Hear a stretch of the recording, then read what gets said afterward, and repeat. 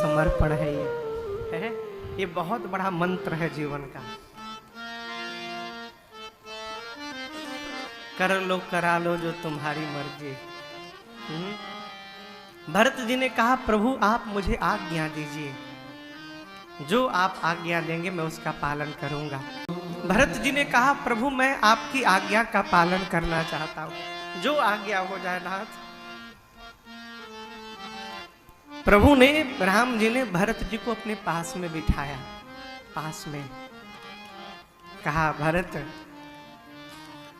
आप मेरे धर्म को भी जानते हैं, आप अपना धर्म भी जानते हैं और आप सूर्यवंश की रीति को भी जानते हैं। जानहु तात तरनी कुल रीति। तरनी का अर्थ होता है सूर्य, सूर्य कुल यानी रघुकुल। रघुकुल की रीति क्या है? रघुकुल रीति सदा चली आई, प्राण जाई बरो बचन न जाए, बचन न जाए। राम जी बोले भाई आप सूर्यवंश की रीति को जानते हैं, आप पिताश्री के सत्य को, उनके कीर्ति को, उनके प्रेम को जानते हैं। एक बात कहें भरत जी, हम सूर्यास्त के समय से पहले ही यदि सूर्य अस्त हो जाए तो कहिए ना संसार में किसको कष्ट नहीं होगा। ठीक ऐसा ही उत्पात हमारे घर में विधाता ने किया। समय से पहले पूज्य पिताजी चले गए, लेकिन एक बात कहें भरत जी, पिताश्री के जाने के बाद भी अभी हम और आप अनाथ नहीं भय हैं। दर्शन करिए, पिता के रूप में साक्षात जनक जी महाराज बैठे हैं और भगवान के रूप में गुरुदेव भगवान बैठे हुए हैं। अभी हम अनाथ नहीं भय हैं। आप चाहते हैं कि मैं कहूं आपसे, तो मैं केवल एक बात कहूंगा, आप अपना भी धर्म जानते हैं, आप मेरा भी धर्म जानते हैं। भरत भैया आप अपने धर्म का पालन कर लीजिए और मेरे से मेरे धर्म का पालन करा दीजिए, बस, और कुछ नहीं कहना मुझे। जब प्रभु ने ये बात कही कि सो तुम करहु करावहु मोहु, तो भरत जी भगवान के चरणों को पकड़ लिए, कहे प्रभु जब मैं आ रहा था ना तो तीर्थराज प्रयाग अर्थ धर्म काम मोक्ष सब देने को तैयार थे। मैंने उनसे कहा कि मुझे अर्थ नहीं चाहिए, न धर्म चाहिए, न काम, न मोक्ष। मैं कोई धर्म वरम नहीं जानता। मेरे जीवन का एकमात्र धर्म है कि जीवन की आखिरी सांस तक मुझे अपने प्रभु रघुनाथ जी की आज्ञा का पालन करते रहना है। इसके अलावा मेरा दूसरा कोई धर्म नहीं है, आप आज्ञा करिए। राम जी समझ गए कि अब मुझे ही कहना पड़ेगा। भगवान ने कहा भाई मैं जानता हूं कि आप हृदय से कोमल हैं, उसके बाद भी आपको कठोर कहने जा रहा हूं, क्षमा करिएगा। राम जी बोले कि चलिए हम और आप मिलकर आज बंटवारा कर लेते हैं। क्या कर लेते हैं? बंटवारा। बंटवारा शब्द सुनते भरत जी कांप गए, बोले प्रभु आप मेरे से बंटवारा करेंगे ना? अयोध्या की सत्ता को आप छोड़कर आए और उस सत्ता को मैं भी छोड़कर आया हूं, आप संपत्ति बांटेंगे मेरे से? राम जी बोले बांटेंगे भाई, लेकिन संपत्ति नहीं बांटेंगे। आज हम दोनों भाई मिलकर अपने घर की विपत्ति बांटेंगे, हम लोग विपत्ति में बंटवारा करेंगे। प्रभु कहते हैं बाटिय विपत्ति सबहि मोहि भाई, तुम ही अवधि भय बड़ी कठिनाई। ये प्रसंग कहता है माई बाप, जीवन में यदि बंटवारा करना भी हो तो प्रयास करिए कि भाई की विपत्ति में बंटवारा हो। हमारे पूज्य महाराज श्री हमसे बार बार कहते, बेटा भगवान से कहना कि प्रभु जीवन में कोई अभाव बना के रखिए। क्यों? अभाव बना रहेगा तो स्वभाव सदा रहेगा। अभाव समाप्त हो जाए ना तो स्वभाव को बिगड़ने में समय नहीं लगता। घर में उतनी ही संपत्ति हो कि जिसका बंटवारा ना करना पड़े, बांट ना हो तो भाई की विपत्ति बांटिए। राम जी कहते हैं भरत भाई भुजा होता है। भाई को क्या बोला? भुजा। भुजा समझते ना? हाथ। हाथ क्यों कहा राम जी ने? राम जी कहते हैं भाई यदि हाथ की हड्डियों में 100 टुकड़े हो जाए, हड्डियों के भीतर में 100 टुकड़े, उसके बाद भी शरीर पर यदि कोई प्रहार करता है ना तो शरीर को बचाने के लिए हाथ ही सामने आता है। हाथ ये नहीं देखता कि मैं पहले से टूट गया हूं, सामने जाऊंगा और टूट जाऊंगा, नहीं, शरीर पर कोई प्रहार किया तो हाथ उसको बचाता है। राम जी बोले भरत आप मेरी भुजा हो, विधाता ने जो प्रहार किया है इसको मेरा भरत नहीं संभालेगा तो कौन संभालेगा? मेरा यही निर्णय है, 14 वर्ष मैं वन में रहूंगा और 14 वर्ष मेरे भैया भरत जाकर अयोध्या में रहेंगे। भरत जी भगवान के श्री चरणों को पकड़ लिए, बोले प्रभु आपके श्रीमुख वचन से आज्ञा प्राप्त हुआ, नाथ भयऊ सुख साथ गए। हम तो अभिषेक की सामग्री ले आए हैं, आज्ञा हो नाथ तो यही अभिषेक हो जाए। भगवान बोले अभी नहीं, लौटने के बाद अत्रि मुनि से मिलिए, अत्रि मुनि जहां भी कहें आप इन सामग्रियों को सुरक्षित करा दीजिए। आज भी वो स्थान है जब आप चित्रकूट से बांदा जाएंगे, बांदा रास्ते में कुआं पड़ता है, उसी कूप में अत्रि मुनि भरत जी को ले जाकर राज्याभिषेक की पूरी सामग्री को सुरक्षित कराए और बोले भरत जी आज के बाद इस कूप का नाम भरत कूप होगा और जो भी मनुष्य इस कुएं के जल मात्र को अपने ऊपर छिड़क लेगा उसको उसी क्षण समस्त तीर्थों में स्नान करने का फल प्राप्त हो जाएगा। इस कुएं की महिमा होगी।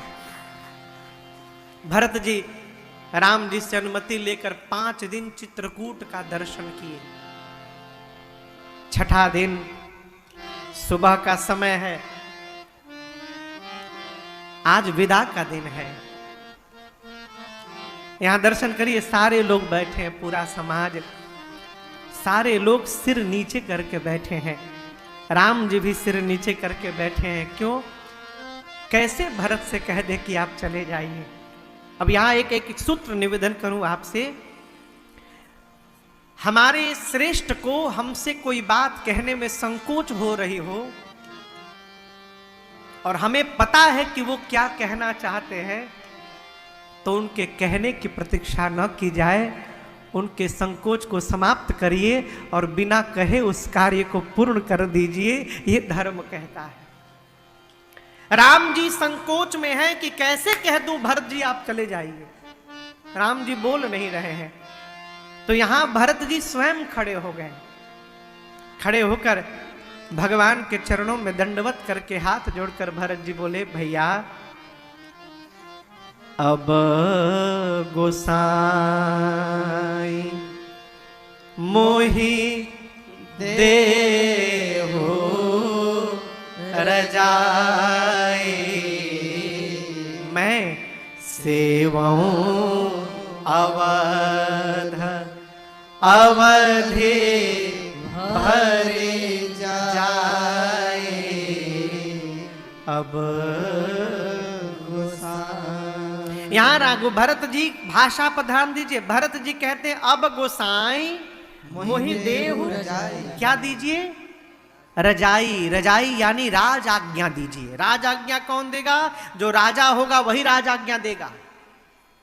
भरत जी कहना चाहते हैं कि मैं भले अयोध्या जा रहा हूं लेकिन आप राजा हैं, इसलिए भाई बनकर कहिएगा तो हो सकता है प्रेम में न जाऊं, लेकिन राजा बनकर जब आप राज आज्ञा दे देंगे प्रभु तो मुझे जाना पड़ेगा। इसलिए भाई बनकर मत कहिए, राजा बनकर कहिए कि भरत तुम जाओ यहां से, मैं 14 वर्ष अयोध्या की सेवा करूंगा। राम जी ने भरत जी को हृदय से लगाया और यहां भगवान ने बहुत शिक्षण दिया है। राम जी भरत जी से कहते हैं कि भाई अब आप मुखिया बन के जा रहे हैं। क्या बन के जा रहे हैं? मुखिया यानी मालिक। मुखिया का स्वभाव कैसा होना चाहिए? मुख जैसा। यहां दोहा है, इस दोहे को हम लोग बचपन से पढ़ते आए हैं, लेकिन समझ में तब आया जब मानस जी को पढ़ा। ये भगवान श्री राम के श्रीमुख वचन है। भरत जी से कहते हैं भरत मुखिया होना कैसा चाहिए? मुखिया मुख सो चाहिए, खान पान कहूँ एक, परंतु पालई पोषई सकल अंग, तुलसी सहित विवेक। मुखिया का स्वभाव मुख जैसा होना चाहिए। आपके शरीर में सबसे अधिक काम कौन सा हाथ करता है? दाहिना हाथ। बायां हाथ कम करता है काम। मुख भोजन लेता है तो ये नहीं सोचता कि दाहिना हाथ ज्यादा काम करता है, इसको ज्यादा प्रोटीन भेजो, बाएं को कम भेजो। नहीं, वो सिर से लेकर पांव तक विवेक पूर्वक सभी अंगों का समान रूप से पोषण करता है। मालिक को अपने घर में भेदभाव नहीं करना चाहिए। जो मुखिया है उसको सबको एक दृष्टि से देखना चाहिए। ये प्रसंग का सूत्र कहता है। आप दर्शन करिए, हाथ में चोट लग जाए हाथ काम करना बंद कर दे, आंख में चोट लग जाए आंख देखना बंद कर दे, पांव में चोट लग जाए पांव चलना बंद कर दे। लेकिन आपने क्या कभी मुख को काम करते बंद करते देखा है? मुख अपना काम बंद नहीं करता। मुख जानता है कि जिस दिन मैं बंद भया पूरा शरीर समाप्त हो जाएगा। उसी प्रकार घर के मुखिया को रूठने का कोई अधिकार नहीं है। ये मेरे पूज्य महाराज श्री का श्रीमुख वचन है।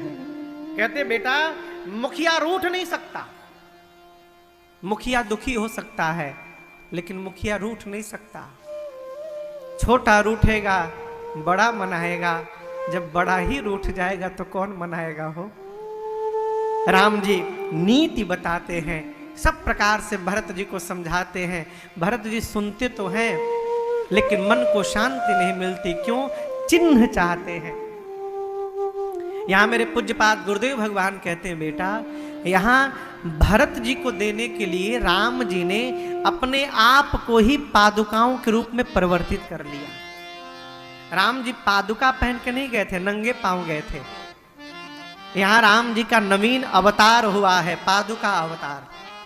और जैसे भगवान ने पादुकाओं को भरत जी को सौंपा है, अरे प्रभु कर कृपा पावर देने, प्रभु कर कृपा पावर देने, सादर भरत शेष धर लेने, सादर भरत शेष धर लेने, चरण पीठ करुणा निधान के, चरण पीठ करुणा निधान के, जनु जुक जामिक प्रजा प्राण के, जनु जुक जामिक प्रजा प्राण के, भरत मुदित अवलंबन हेते, भरत मुदित अवलंबन हेते, अस सो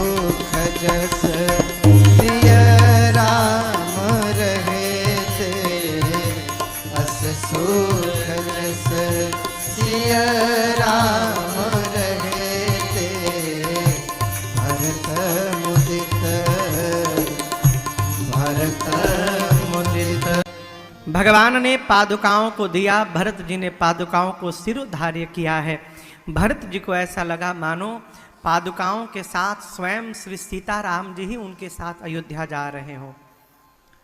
राम जी भरत जी गले लगे हैं, बहुत रोए हैं दोनों भैया।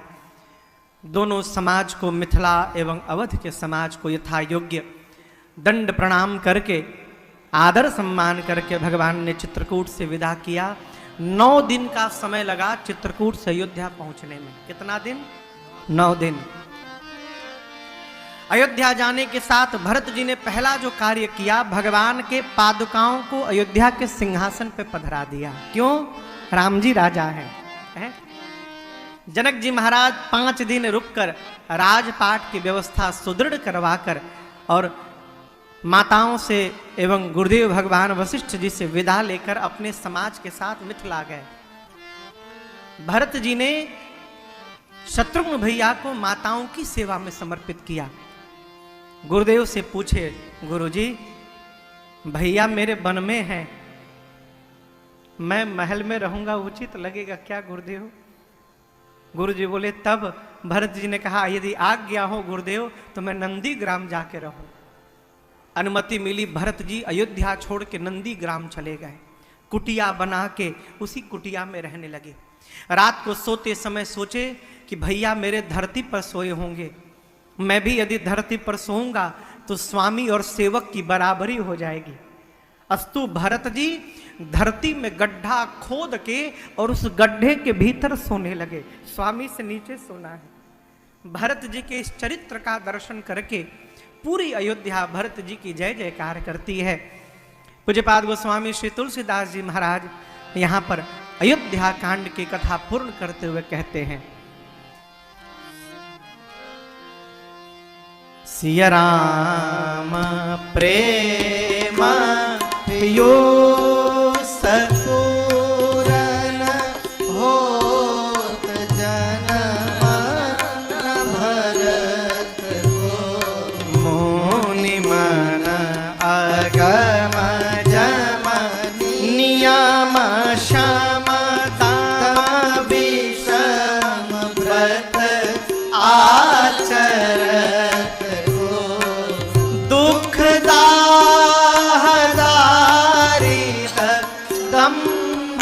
दूषण दुख